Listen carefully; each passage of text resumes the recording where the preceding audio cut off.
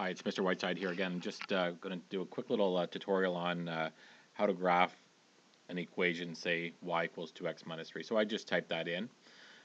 So what I'm going to do is I'm going to type in x and y for my x and y coordinates.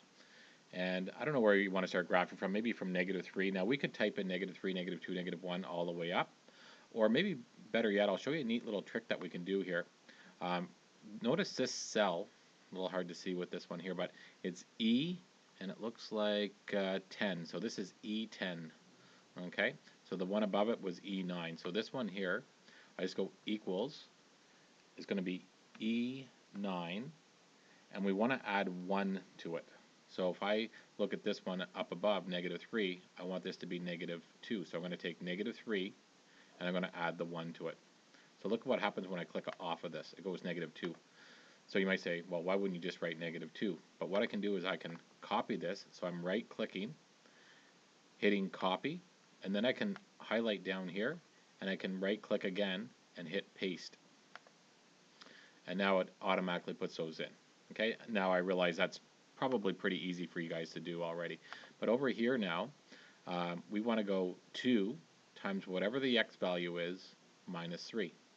So we want to go 2 times -3 minus 3. So we could calculate each of those on our own, or we can say again equals. So you always have to equals with this Excel program. So you got to hit equals, and we want to go 2 times. So we just hit 2. The times is the asterisk above the 8. So you got to go shift 8, and now we want to type in again. That's kind of in the way there, but it looks like E9. So I'm going to type in E9. And then we want a -3 after, so I'm just going to type in -3. So it actually calculates what that corresponding y value is. So we can try it. 2 times -3 is -6. Minus 3 more would give me -9. Okay, again, if I go over this, right-click, copy, paste them in here, and there we go. So there's our full table of values. And you might remember from our previous tutorial on this, we can highlight the whole thing.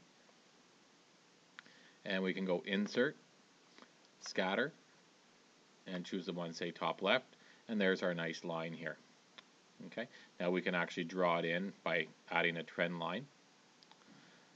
Same as before. So I right-click, add a trend line. Everything looks good here. Display equation on chart. That actually determines the equation, so we should see y equals 2x minus 3. Now the way they calculate it might be slightly off, but I would hope that it's actually y equals 2x minus 3. Let's go ahead and see. Yeah, sure enough, it is y equals 2x minus 3, and they drew the line in. We should really add the x and y axes, but anyways, just wanted to show you how we can actually draw lines from a given equation. Hopefully that helps.